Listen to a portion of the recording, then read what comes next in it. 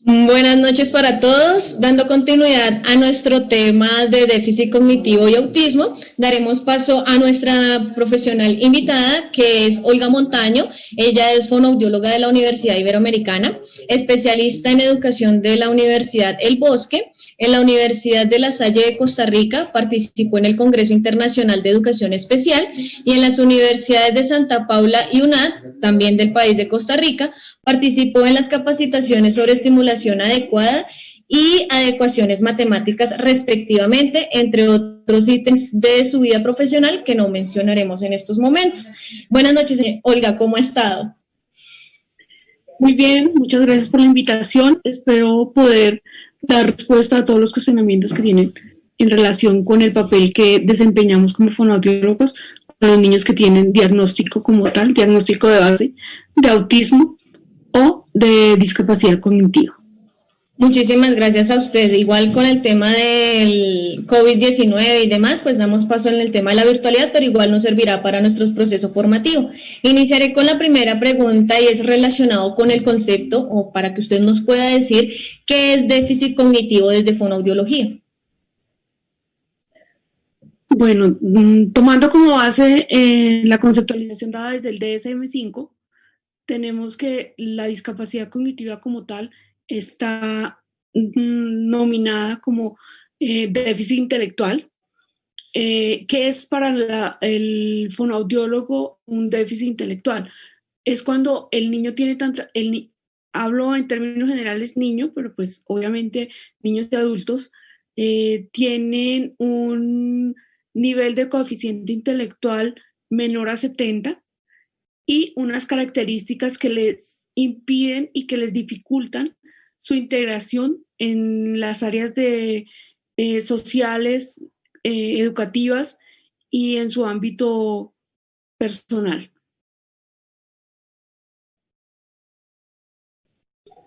Dos, muchas gracias. Nosotros sabemos que desde el área de fonoaudiología se trabaja todo lo relacionado a la prevención, a la promoción y también a la evaluación.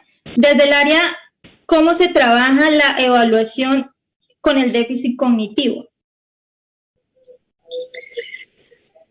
En este momento tenemos que tener en cuenta todos los lineamientos que se dan, no solamente a nivel de valoración individual. ¿Por qué? ¿Por qué lo digo? Porque los lineamientos desde la política, desde los decretos nacionales, nos dicen que tenemos que tener la posibilidad, y los estudiantes como tal deben tener la posibilidad de ser incluidos dentro del sistema de matrículas. ¿Qué es el sistema de matrículas? El sistema de matrículas es donde cualquier persona puede consultar el nombre de un estudiante y si se encuentra matriculado. Necesitamos, por tanto, hacer todo un proceso que va desde la siguiente manera. Va a haber siempre una valoración interdisciplinaria en la que los docentes de las instituciones educativas, tanto públicas como privadas, deben tener conocimiento de base para determinar si el niño tiene unas dificultades que le están impidiendo obtener los conocimientos que ellos están impartiendo. Una vez que el docente tiene la claridad conceptual y la capacidad de determinar que el estudiante definitivamente, por más herramientas que el docente use, no logra avanzar, realiza una remisión al programa de discapacidad del municipio o de la ciudad donde estén los niños estudiando. Cuando esta remisión llega, se determina una jornada de valoración interdisciplinaria en la cual el grupo de profesionales, en este caso específico, van a ser el psicólogo, obviamente, el fonoaudiólogo, la terapeuta ocupacional, terapeuta física, educadora especial. Tratamos en lo posible de que sean esta gama de profesionales. ¿Por qué? Porque cada uno de ellos en una valoración rotativa nos va a dar indicios que nos permiten determinar si realmente está sucediendo algo que nos indica que la discapacidad cognitiva es una de las posibilidades que está presente. Entre más temprano se haga esta impresión diagnóstica, ¿verdad? Una vez que se termina y que, siendo ustedes psicólogos, deben tener muy, muy presente cuando estamos realizando este tipo de valoraciones, que ustedes son los que nos deben decir a nosotros, una vez que tengamos el consenso entre los profesionales, si realmente ustedes ven que no es una sobreprotección o si está habiendo cosas a nivel familiar que están incidiendo en el proceso de aprendizaje. Y esto es importantísimo para nosotros. ¿Por qué? Porque desde el área de fonoaudiología yo tengo que determinar la clase de comunicación que está utilizando el niño, su lenguaje, cómo está, el lenguaje en todas sus dimensiones. Entonces, a nivel expresivo, a nivel de lectura, si su audición está bien, una serie de pruebas informales que me permiten a mí determinar que no sea un trastorno específico del lenguaje, sino que hay otras características que van a incidir y que me van a permitir tener la claridad diagnóstica. Una vez que unificamos los criterios como tales, ¿cierto? Determinamos por unanimidad y de acuerdo a todo lo que hemos hablado entre nosotros, si ese niño requiere una valoración neuropsicológica. ¿Para qué pedimos esta valoración neuropsicológica? Porque siempre tenemos que tener un diagnóstico de base, ¿cierto? El diagnóstico, a todos nos enseñaron, yo creo que a ustedes también, que el rótulo, que el yo no sé qué, que la etiqueta, pero ¿por qué necesitamos la etiqueta? Porque estos niños deben acceder, una vez que adquieren ese diagnóstico, al registro de localización de las personas en condición de discapacidad, ¿cierto? Si el niño, que el diagnóstico una vez que se realiza por una institución acreditada que tiene todas las bases como tal para realizar este diagnóstico, esto ya nos va a permitir ingresarlo al registro de localización. Una vez que está en el registro de localización, el estudiante puede acceder a dos cosas que son muy importantes. La primera, al acceder al registro de localización, tiene la posibilidad de que en el municipio le brinden las terapias que le van a permitir un mejor desarrollo integral. Y se incluye en el CIMAT, que era lo que les comentaba, que es en el Sistema de Matrículas Nacional, que le va a permitir que a partir del decreto 1421, los docentes reciban el apoyo y la capacitación para que sean ellos mismos quienes hagan las adecuaciones curriculares y tengan muy en cuenta todas las recomendaciones que se les dan para que las adecuaciones curriculares, como les digo, y, perdón, olvidé el término en este momento, las barreras de aprendizaje sean quitadas, por decirlo de alguna manera, y busquemos entre todos una solución real e importante para ellos, para los niños. Los psicólogos, en este caso, tanto en la institución educativa como en la institución de discapacidad, ¿qué tienen que hacer? ¿Cuál sería el papel de ellos, de ustedes? Importantísimo, apoyar a la familia, primero para la aceptación de este diagnóstico, el manejo que se debe empezar a dar a partir de la aceptación por parte de sus compañeros para que el bullying disminuya, porque estos niños siempre van a estar siendo rotulados y molestados por sus compañeros, entonces hay que prevenir todo este tipo de cosas. No sé si con esto, doctora Erika, le respondo a su pregunta. Sí, señora.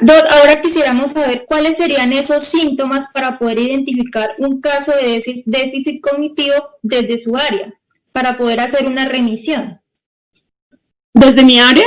Sí, señora. ¿Cuáles serían esos síntomas? Bueno, más que síntomas son características, ¿cierto? Porque síntomas como tal, pues es complicado, no es un término que manejamos nosotros.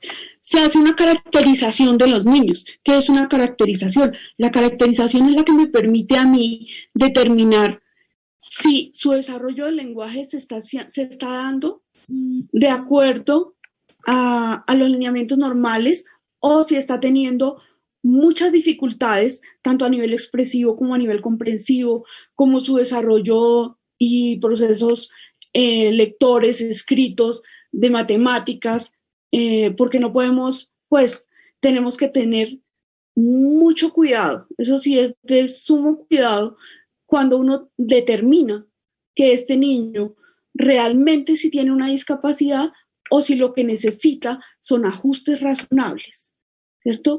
Entonces, la claridad conceptual me permite a mí determinar si el niño realmente está teniendo una dificultad a nivel expresivo, una dificultad a nivel comprensivo, cuál es su desarrollo del lenguaje y de qué manera esto está incidiendo en su proceso de aprendizaje. Si una vez que se inicia el proceso como tal y empezamos el apoyo terapéutico, la intervención terapéutica fonoaudiológica, siempre va a estar determinada y encaminada a mejorar ese aspecto del lenguaje que, por supuesto, necesitamos que mejore para que se determine si hay realmente una discapacidad o hay una dificultad solamente a nivel del lenguaje que incide de manera directa en la determinación del diagnóstico como tal.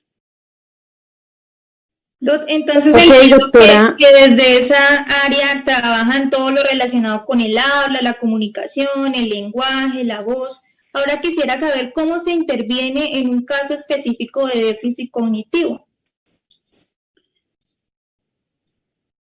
Nosotros tenemos que manejar el déficit cognitivo de la siguiente manera. La intervención como tal, siempre una vez que tenemos el diagnóstico de base nos permite tener muy claro cómo está desarrollándose hasta ahora su proceso de adquisición de conocimientos, ¿cierto? Entonces, una vez que tenemos ese diagnóstico, que es muy descriptivo, generalmente cuando ya se maneja el diagnóstico como tal, tenemos una descripción total de cada una de las áreas. Entonces, lo que se hace ahí es manejar específicamente y empezando por las dificultades que hay a nivel expresivo. ¿Para qué? Porque yo necesito saber si la dificultad que se está teniendo es por punto y modo de articulación de alguno de los fonemas, ¿cierto? Y de ahí empezamos a manejar ya lo que es de una vez toda la parte comprensiva, la parte atencional, la parte de memoria y todo el medio ambiente, cómo está influyendo de manera positiva o negativa para mejorar esa comunicación. Para esto es importante el papel que juegan tanto los padres de familia como los docentes para que entiendan que a veces no es que el niño no quiera hablar, no es que el niño sea perezoso, no es que el niño no quiera escribir como los profesores le están mandando, sino que realmente a nivel cognitivo el niño no logra hacerlo, por más que él lo desee, por más que el profesor insista y lo obligue, casi, ¿verdad? Desafortunadamente, a hacer que las letras le queden lo más perfectas posible cuando a nivel cognitivo realmente está solamente imitando unas formas y no está entendiendo lo que está haciendo.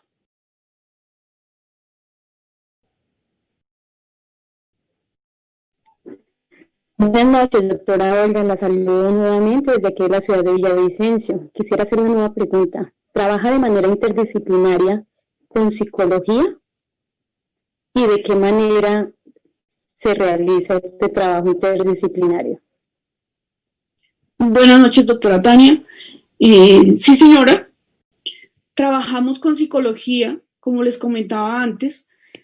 Bueno, trabajamos de manera interdisciplinaria con psicología, con terapeuta ocupacional, con fisioterapeuta, con educadores especiales y trabajamos con el psicólogo de dos maneras. La primera, cuando determina el psicólogo que el apoyo debe ser un poco más desde una de las áreas específicas, si es desde el área comunicativa verbal o si es desde el área del ámbito familiar o dependiendo de qué decide el psicólogo, qué es lo que debemos apoyar más directamente. Entonces, de manera interdisciplinaria con él, lo que se trabaja es, primero, el apoyo que él debe brindar a la familia, al niño mismo, a los compañeros, a todo su círculo más cercano, porque a veces no solamente la familia, ¿verdad? También son los amigos que se alejan una vez que ya tiene el diagnóstico, los compañeritos de clase, todo el núcleo primario no le permite a él avanzar porque pues se va a sentir de muchas maneras muy cohibido y muy mal. Entonces, el psicólogo o en este caso específico, en las instituciones educativas, siempre hay el apoyo psicológico de alguno de los profesionales del área de ustedes. Y esto nos permite a nosotros, primero, darle información a él de los avances que se están obteniendo y de cómo queremos que los compañeritos manejen ese proceso de asimilación, de apoyo,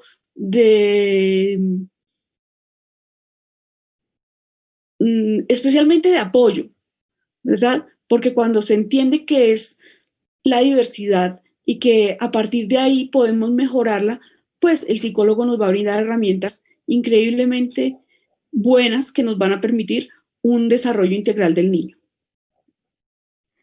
Doctora, muchas gracias. Mencionaba usted anteriormente frente a la intervención desde varios profesionales en ese proceso con respecto a casos de déficit cognitivo. ¿Hay algunos límites entre profesionales para abordar ese tipo de situaciones o ese tipo de diagnósticos con respecto al déficit cognitivo? ¿Hay límites entre cada profesión? Bueno, pues más que límites es entender el quehacer de cada uno de los profesionales, ¿verdad? Límites como tal no lo mencionaría así, más bien es un diálogo entre profesionales que nos permite entender que cada uno de nosotros, ¿verdad?, debe manejar un área específica, ¿cierto? ¿Por qué? Porque si tenemos claro, muy claro, que el profesional en fonoaudiología va a manejar toda la parte de comunicación, lenguaje, en todas sus áreas, el profesional en terapia ocupacional va a manejar toda la parte de actividad de la vida diaria, de autonomía, de autosuficiencia, pues obviamente cada uno como que ya tiene limitado su área de trabajo.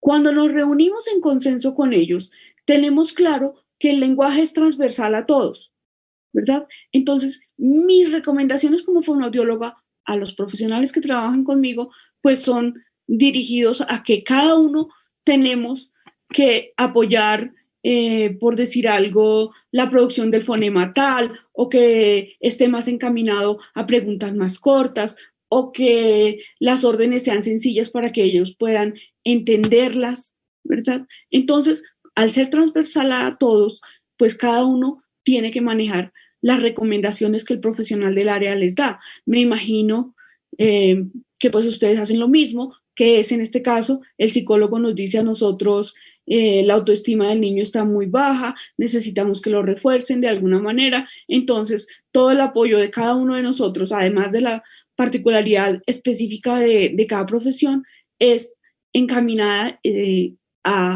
a que esa autoestima se eleve de la mejor manera con apoyos positivos verbales o con las recomendaciones que ellos nos dan. Cuando en este caso específico, por ejemplo, el fisioterapeuta, ¿verdad? Porque pues, el fisioterapeuta generalmente no trabaja mucho en educación, pero ya están haciendo su incursión y pues cuando empieza el fisioterapeuta a manejar toda la parte de esquema corporal, ¿verdad?, de integración proprioceptiva, pues cuando uno le explica de qué manera, por ejemplo, el fonoaudiólogo le dice al fisio, dale las órdenes utilizando el tal tono de voz, un tono, por decirte algo, un poquito más elevado, que es el tono que se utiliza en las técnicas de ABA, ¿verdad?, me va a permitir que ella entienda que levántese para esto a la silla, no, tienen que ser órdenes sencillas, órdenes secuenciadas, para que el niño realice un trabajo que realmente lo beneficie y que le va a aportar a su proceso y a su desarrollo. Doctora Olga, una última pregunta ya para ir finalizando nuestra entrevista, dándole las buenas noches. Quisiéramos saber, desde su experiencia de trabajo con niños con déficit cognitivo y tal vez también con niños autistas, ¿qué recomendaciones usted nos podría dar a nosotros como profesionales de psicología y específicamente en este caso como estudiantes de la especialización en el área clínica? Bueno, mi recomendación para ustedes, doctor Eduardo, serían varias. Primero, siempre que ustedes vayan a ejercer su profesión, que vean a los niños como un todo integral. Que tengan claro que a veces las respuestas, por más pruebas que ustedes les puedan hacer, ¿verdad? Que tengan en cuenta primero tener sesiones en las que haya empatía con ellos. ¿Por qué? Porque a veces ellos no te van a dar una respuesta inmediata y no te van a dar una respuesta real. Si uno establece primero lazos de empatía con ellos, es muy probable que su nivel expresivo sea mayor y que sus resultados en las pruebas que ustedes aplican y que nos van a dar claridad conceptual en el diagnóstico van a ser más reales y nos van a permitir realmente, con base en eso, realizar un trabajo muchísimo mejor encaminado a ¿qué? No a lograr pues que con la varita mágica solucionemos todos los problemas del niño. Quisiéramos que nos la dieran, pero no. Entonces es un proceso en el que entre más temprano ustedes logren aplicar estas pruebas, tenemos una mejor posibilidad y mayor probabilidad de que los aprendizajes se lleguen a dar y permitan que los niños realmente se integren en los procesos académicos. ¿Por qué digo esto? Porque muchos de lo que hemos visto de nuestra experiencia es que un diagnóstico tardío es terrible. ¿Por qué? Porque es que es el niño que entró a la escuela y perdió primero, segundo, tercero, repitió cada uno de estos grados y los profesores lo siguen pasando y el niño termina con un diagnóstico cuando ya es adolescente, lo cual le va a generar muchísimo daño y ustedes como psicólogos pues les toca entrar a intervenir de una manera casi que agresiva para que el niño logre asimilar ese concepto como tal. ¿Cuál es mi recomendación con los niños autistas? Desafortunadamente en Colombia, lograr un grupo interdisciplinar que dé el diagnóstico como tal de autismo, pues todavía lo veo un poco lejano. El autismo como tal tiene unas características que le son muy propias. El espectro autista, por más amplio que sea, ¿verdad? Porque es supremamente amplio, tiene unas características que si ustedes las conocen y cuando están haciendo esta valoración neuropsicológica, ¿verdad? Aplicando todos los instrumentos que ustedes tienen, pues les van a dar, porque es que nos llegan niños que tú por las características que tiene, sabes que tiene rasgos autistas, pero no aparece dentro del diagnóstico. El diagnóstico de base siempre nos lo van a mandar como un déficit cognitivo, ya sea leve, moderado o severo, pero el el autismo como tal, casi ninguno se atreve a colocarlo. Ni siquiera dice tiene rasgos autistas o tiene algunas cosas que impresionan como tal de autismo, pero que no nos lo dicen, ¿verdad? Es porque ya pues el bagaje conceptual y académico nos permite a nosotros determinar que ese niño sí tiene un autismo, ¿verdad? Independientemente, pues a nosotros el diagnóstico de base, ¿para qué nos sirve? Para empezar por esas características que les digo de autismo, ¿verdad? Que son muy claras y que el DSM-5 nos las clarifica un poco más, nos permite a nosotros, a pesar de que no se tenga el diagnóstico, empezar el proceso como tal. Entre más temprano se inicie, entre más temprano ustedes como psicólogos, al darnos una claridad conceptual del diagnóstico, pues nosotros podemos iniciar una intervención temprana que va a beneficiar totalmente al niño Obviamente, eso ya es un diagnóstico como tal, pero va a ser mucho más funcional, ¿verdad? No queremos que nos lleguen 50 good doctors, pero nos encantaría, pero con que logremos que uno de estos niños realmente, a pesar de su diagnóstico, sea Asperger, sea, no sé, cualquiera de los del espectro, ellos pueden lograr avances realmente importantes, pero si nos quedamos solamente con que tiene diagnóstico de autismo y no hacemos nada más, pues no. Pero entre más temprano se logre, pues va a haber una mayor probabilidad de que el niño pase por un proceso académico que si tiene las adecuaciones curriculares necesarias y que si tiene todo el aporte y los ajustes razonables, este niño va a lograr llegar a una universidad. De mi experiencia personal en este momento, podría decir que aquí en donde estoy trabajando, que es Tenjo, tenemos la fortuna de tener un niño con Asperger que acaba de iniciar su proceso universitario porque se logró con todo el proceso de inclusión que este niño pasara por todo su proceso académico, que lograra un grado y que en este momento ya inició su proceso de formación como diseñador gráfico, que es realmente lo que le gusta.